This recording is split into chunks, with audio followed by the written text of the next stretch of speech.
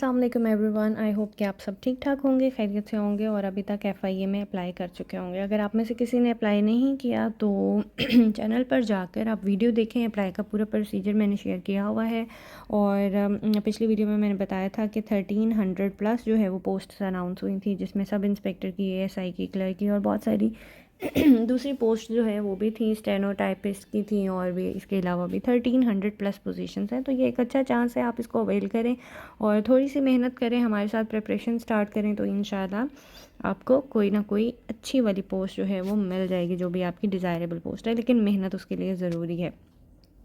जैसे हमने डिसाइड किया था कि हम लोग सीरीज़ जो है कंप्लीट बनाएंगे, जिसमें रेलिवेंट MCQs जो कि पास्ट पेपर्स में मोस्टली रिपीट हो चुके हैं वो डिस्कस करेंगे। तो ये उस सीरीज़ की पहली वीडियो है।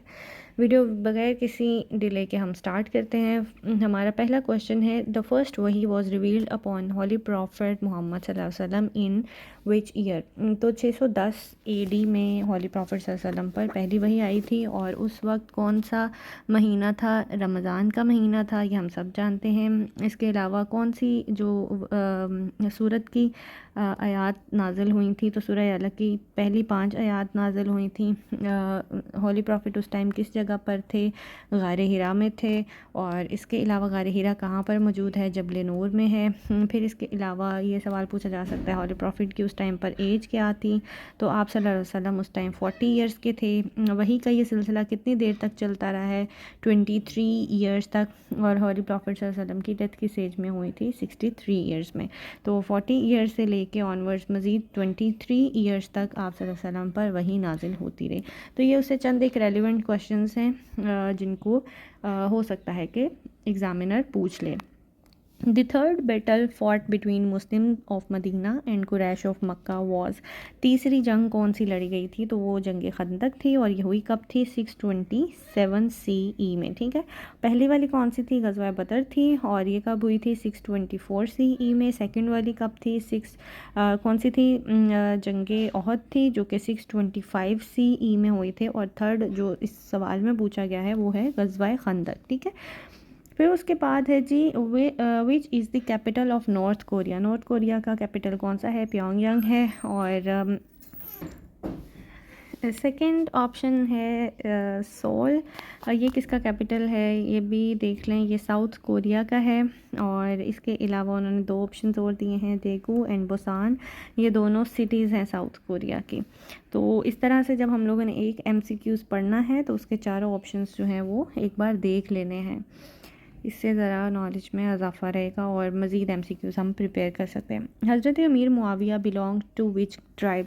आपका ताल्लुक़ जो है वो बनु उमैया से था। ठीक है, फिर उसके बाद है करंट प्रेसिडेंट कौन है इजिप्ट के? वो है अब्दुल फ़तेह अल सीसी। और बाकी जो ऑप्शंस हैं ये आप लोगों ने चेक करना है कि ये प्रेसिडेंट्स हैं, प्राइम मिनिस्टर्स हैं या सेक्रेटरी ऑफ स्टेट हैं, और आपने मुझे कमेंट सेक्शन में बताना है। फिर उसके बाद क्वेश्चन है जी, Suleiman the magnificent was the king of which dynasty? He was the king of Ottoman dynasty. Who led Muslim forces during the crusades? तो क्रूसेड्स जो जंगें हुई थी उसमें मुसलमानों की फोर्सेस को सलाहुद्दीन अयूबी ने लीड किया था। फिर है जी, who is the current president of France? France के जो करंट प्रेसिडेंट हैं वो इमैनुअल मैक्रोन हैं। ये उनका सेकंड टर्म है। 2017 से 2022 तक फर्स्ट टर्म था। 22 से लेके 2027 अब जो है वो उनकी करंट टर्म चल रही है, 27 तक रहेंगे। उसके बाद है जी, हु इज़ सपोज टू पे फितराना फॉर द माइनर चिल्ड्रन? छोटे बच्चों के लिए कौन रिस्पॉन्सिबल है? उनके फादर रिस्पॉन्सिबल होते हैं फितराना के लिए। Wealth invested in trade to the amount of 200 dirhams was subjected to a zakat of dash dirhams during the early period of इस्लाम। तो उसके लिए ये 5 दिरहम जो है वो दैट वाज सब्जेक्टेड टू ज़कात। फिर उसके बाद, which animal of the following is not taxable for ज़कात? इज़ नॉट टैक्सेबल, तो इनमें से डेफिनेटली एलिफेंट जो है दैट इज़ नॉट टैक्सेबल। कौन कौन से एनिमल्स जो हैं? कैमल्स हैं, बफलोज़ हैं, और इसके अलावा गोट है, शीप है, फिर इसके अलावा ऑक्सन है। ये सारे जो है वो ज़कात के लिए टैक्सेबल हैं। और अब आप देखें इनमें से जो है सर्च करें कि कितने परसेंट जो है किस किस एनिमल पर कितने कितने परसेंट जो है वो ज़कात एप्लीकेबल होती है। उरी इज़ सिचुएटेड इन, कहाँ पर है, इंडियन ऑक्यूपाइड कश्मीर में है। फिर अगला सवाल है बांदे अली रिलेशन विद द कायद आज़म। तो बांदे अली का कायद आज़म के साथ क्या ताल्लुक़ था? He was his brother. तो बाकी सिबलिंग्स जो हैं वो कितने थे कायद आज़म के? 6 सिबलिंग्स थे, मतलब इंक्लूडिंग हिम टोटल 7 बहन भाई थे। 3 इनके जो है वो ब्रदर्स थे और 3 जो है वो सिस्टर्स थे, जिनमें अहमद अली, इनके ब्रदर का नाम है बंदे अली, और इसके अलावा रहमत अली, ये जिना के 3 भाई थे। और इसके अलावा जो सिस्टर्स हैं उनमें फ़ातिमा जिना, जो कि पॉपुलरली जानी जाती हैं क्योंकि वो पूरी पाकिस्तान मूवमेंट में कायद के साथ थी, तो इसीलिए फेमसली हम लोग जो है वो फ़ातिमा जिना को जानते हैं। लेकिन इसके अलावा उनकी 2 बहनें और थीं, जिनमें एक का नाम जो है वो शीरी बाई है और दूसरा जो है वो मरियम बाई हैं।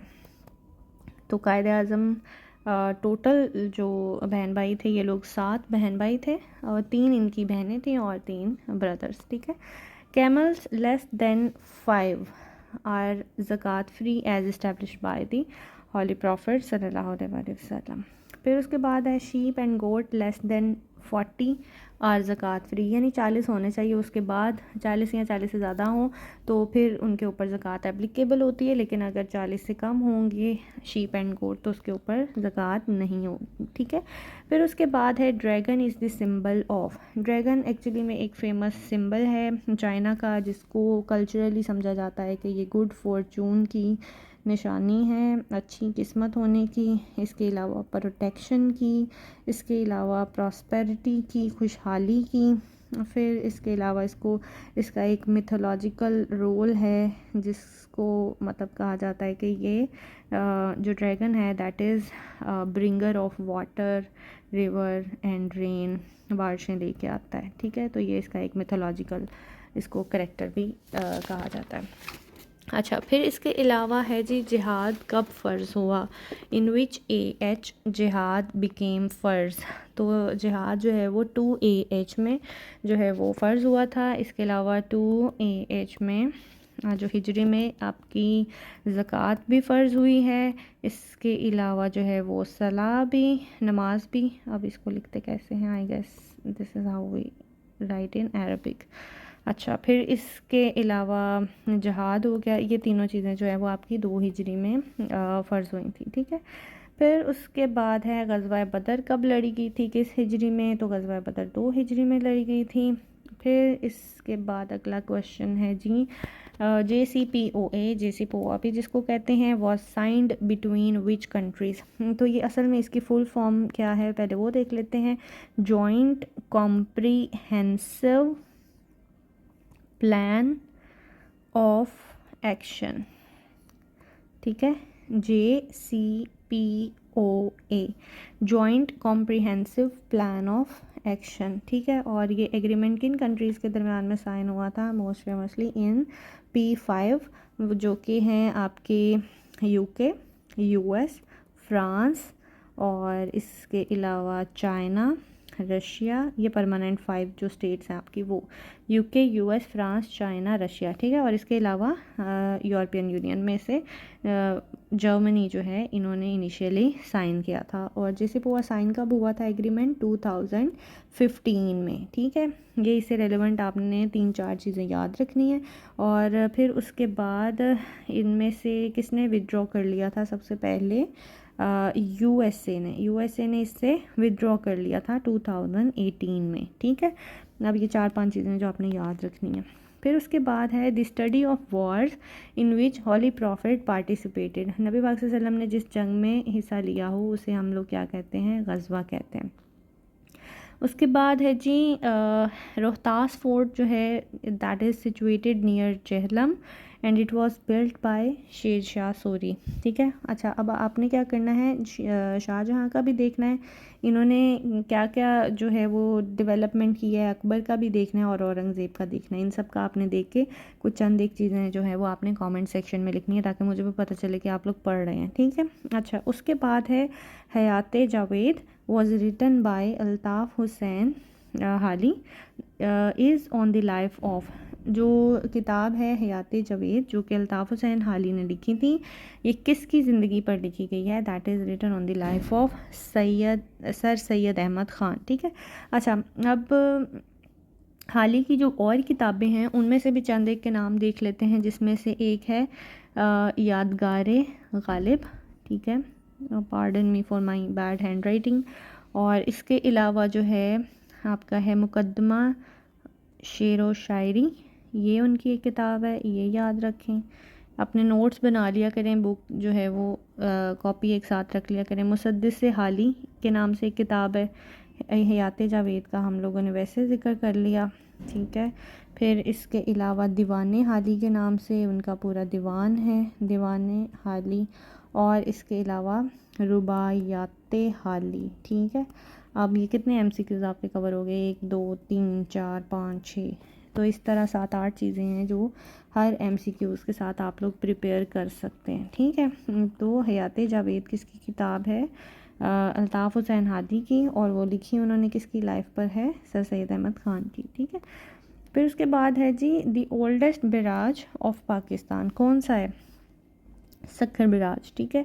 और ये कब ओपन हुआ था? 1932 में, ब्रिटिश एरा के अंदर ही। ठीक है। और ये कहाँ पर वाक़ है? सिंध में डेफिनेटली। और situated, that is situated on river Indus. ठीक है, इंडस रिवर पे है, 1932 में। और ये ओल्डेस्ट बैराज है। ठीक है, 1932 में ओपन हुआ था। फिर इसके बाद है Tanda dam, that was build in 1965 on the river Kohat टोई। ठीक है। और ये कहाँ पर है? केपीके में है। और इसके अलावा एक चीज़ ये कि 1965 में इसको बिल्ड किया गया था, 1967 में इसकी कंस्ट्रक्शन कंप्लीट हुई थी। ठीक है। फिर उसके बाद अगला सवाल है, व्हेन डिड इमाम Bukhari died? He died in 1 September 1870 AD। Cuban missile crisis occurred in which year? Cuban missile crisis जो है एक 13 डेज़ का एक कन्फ्रंटेशन था बिटवीन USA एंड USSR, जो कि पूरा कोल्ड वॉर एरा के दौरान था। और इसको हम क्या कहते हैं? क्यूबन मिसाइल क्राइसिस को इसके अलावा अक्टूबर क्राइसिस भी कहते हैं, अक्टूबर क्राइसिस, या इसको कैरिबियन क्राइसिस भी कहते हैं।